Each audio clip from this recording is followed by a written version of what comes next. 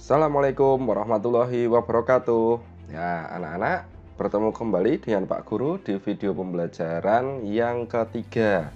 Nah, anak-anak, kali ini kita akan melanjutkan pembahasan kita kemarin tentang ciri-ciri makhluk hidup.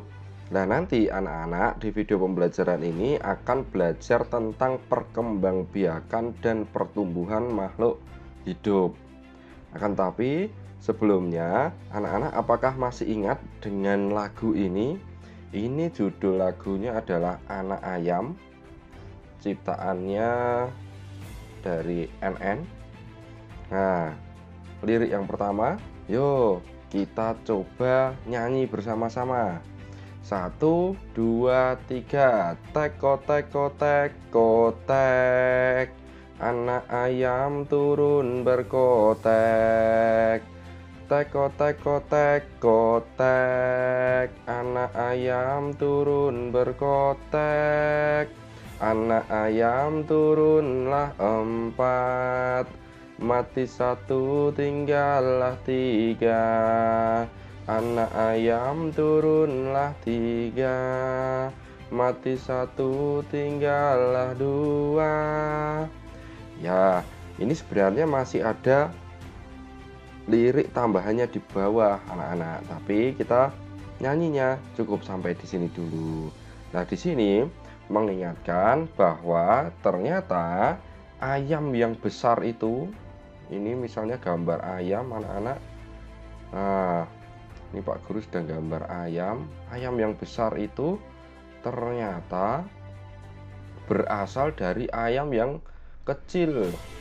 Nih, semuanya berasal dari ayam kecil. Ayam kecil itu asalnya dari mana? Ada yang tahu? Betul, ayam kecil itu asalnya dari telur. Jadi, anak-anak, asal mula ayam itu berawal dari telur ini yang Pak Guru lingkari ini. Nah, telur yang ada kemudian dierami oleh orang tuanya, atau kalau orang Jawa menyebutnya dirami oleh ayam babon. Nah, sambil pelajaran bahasa Jawa ya, ada pitik jago, ada pitik babon. Nah, yang mengerami telur itu adalah ayam babon atau ayam betina. Nah, ketika dierami itu anak-anak, telurnya itu di sana tumbuh menjadi anak ayam. Kemudian setelah anak ayamnya itu dierami selama 21 hari atau 3 minggu, biasanya anak ayam itu akan menetas anak-anak. Nah, akan menetas dengan sendirinya. Kemudian setelah menetas, dia akan menjadi anak ayam. Nah, anak ayam itu biasanya kalau di pasar Borobudur itu ada anak ayam yang diberi warna-warni itu. Nah, anak ayam yang diberi warna-warni itu asalnya dari apa? Dari telur yang dierami kemudian menetas. Nah, ayam ini setiap hari makan. Kemudian setelah diberi makan, dia sesobo atau pergi untuk mencari makan sendiri. Akhirnya dia menjadi ayam yang besar anak-anak. Nah, kalau sudah menjadi ayam dan yang besar, dia bisa bertelur. Nah, ini namanya sedang mengalami pertumbuhan anak-anak. Jadi, ayam itu tumbuh yang tadinya dari ini telur, kemudian tumbuh menjadi anak ayam, tumbuh menjadi ayam yang besar. Ini mengalami pertumbuhan. Jadi yang tadinya kecil jadi besar. Itu namanya tumbuh. Nah, ternyata tidak hanya ayam saja, tapi nyamuk itu yang kemarin kita nyanyi, cicak-cicak di dinding. Nah, lalu ditangkap. Lah, yang ditangkap itu kan nyamuk kemarin itu. Lah, nyamuk ternyata juga berasal dari telur anak-anak. Nah, ini telur nyamuk itu. Telur nyamuk ini kemudian menetas jadi uget-uget. Ini kalau kalian lihat misalnya ada air yang menggenang, nah itu di sana ada uget-uget yang bentuknya panjang kemudian bisa bergerak di dalam air. Nah itu adalah anak nyamuk yang asal usulnya dari telur. Kemudian setelah dari uget-uget dia akan berubah menjadi nyamuk yang besar. Ini nyamuk yang biasa menggigit manusia. Nah kalau sudah menggigit manusia biasanya dia akan bertelur anak-anak. Ini membuktikan kalau makhluk hidup yang kita sebut nyamuk itu juga mengalami pertumbuhan yang tadinya dari telur itu tumbuh menjadi jentik-jentik atau uget-uget itu tadi, kemudian berubah lagi menjadi menjadi nyamuk yang besar. Lah nyamuk yang besar ini dia berkembang biak dengan cara bertelur, karena nyamuk yang besar itu sudah bisa ngendok anak-anak itu. Nah selain nyamuk, Pak Guru juga memberikan contoh. Nah ini gambar apa anak-anak? Ini lihat, ini gambar apa? Betul, ini adalah gambar katak atau kalau bahasa Jawanya adalah kodok. Nah katak ini anak-anak ternyata sebelum jadi katak yang besar itu dia berasal dari telur. Ini yang sedang Pak Guru lingkari ini, dia awalnya adalah telur. Nah kalau anak-anak ke sekolah biasanya di kolam yang ada di depan kelas 2 itu kan ada kolam. Nah biasanya di kolam itu ada telur kataknya anak-anak, bentuknya bulat-bulat seperti ini.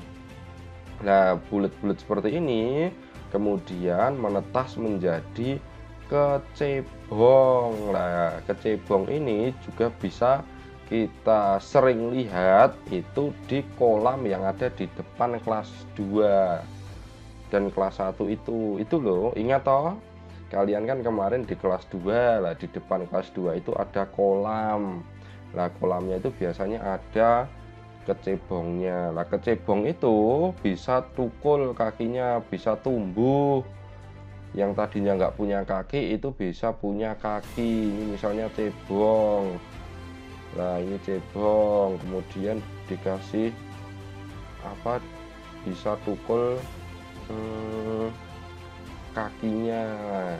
Nah itu namanya mengalami pertumbuhan. Dan setelah tumbuh kakinya akan tumbuh pula tangannya anak-anak. Ini seperti yang Pak Guru coret-coret di depan HP anak-anak ini. Nah di sini si katak yang sudah mau besar ini dia sudah punya tangan, sudah punya kaki, tapi masih punya buntut anak-anak. Nah seiring berjalannya waktu dia akan berubah menjadi katak yang besar. Katak yang besar tandanya sudah nggak punya ekor anak-anak. Kemudian dia menjadi katak yang besar. Lah kalau sudah dari katak yang besar dia akan bertelur. Jadi anak-anak katak itu berkembang biak dengan cara bertelur. Selain itu katak juga mengalami pertumbuhan, dibuktikan dari telur berubah menjadi kecebong, berubah menjadi kecebong yang ada kakinya, kemudian kecebong yang ada kakinya tumbuh lagi tangan menjadi katak muda, kemudian menjadi katak dewasa atau katak yang besar yang sudah nggak punya ekor atau nggak punya buntut anak-anak. Nah itu tadi adalah contoh yang diberikan oleh Pak Guru. Ada satu hewan ayam, kemudian ada hewan nyamuk, ada hewan katak. Nah sekarang anak-anak coba kalian berdiskusi dengan orang tua, dengan orang tuamu masing-masing, itu dicari 10 hewan yang berkembang biak dengan cara bertelur. Apa saja ya yang bertelur itu? Nah, ini banyak sekali. Kalian pasti bisa mencari 10 hewan yang berkembang biak dengan cara bertelur. Kalau kesulitan, kalian bisa bertanya kepada siapa? Kepada orang tuamu. Kalau orang tuamu tidak bisa, bisa tanya ke tetanggamu. Kalau tetanggamu nggak bisa, bisa tanya ke Mas, Mbak, atau Pak D, Bude, Pak Le, atau simbahmu. Nah, setelah tahu 10 hewan itu, tulis di buku tulismu. Setelah ditulis di buku tulismu, jangan lupa difoto anak-anak. Ini misalnya ada gambar HP ya, Pak Guru gambar HP. Itu jangan lupa kalau tugasmu difoto, terus masukkan ke aplikasi Microsoft Teams di kelas kita agar nanti Pak Guru bisa lihat dan bisa memberikan nilai. Ya, nanti anak-anak kalau ada materi soal ini kita bisa bahas ketika video conference. Oleh karenanya, sekarang kita akhiri dulu pembelajaran di video pembelajaran kali ini. Sampai jumpa di pembelajaran selanjutnya. Wassalamualaikum warahmatullahi wabarakatuh.